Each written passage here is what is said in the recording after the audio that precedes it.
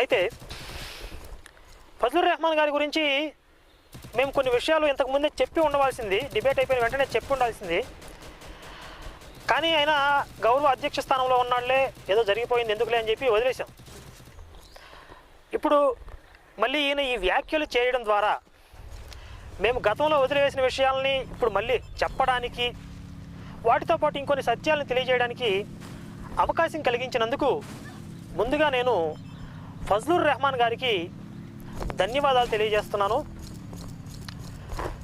ఇప్పుడు మీకు కొన్ని అద్భుతమైన సత్యాల్ని తెలియజేస్తాను అన్నమాట. వెంటనే మీకు డింగుమని జ్ఞానబలు పెరిగిపోయింది అన్నమాట.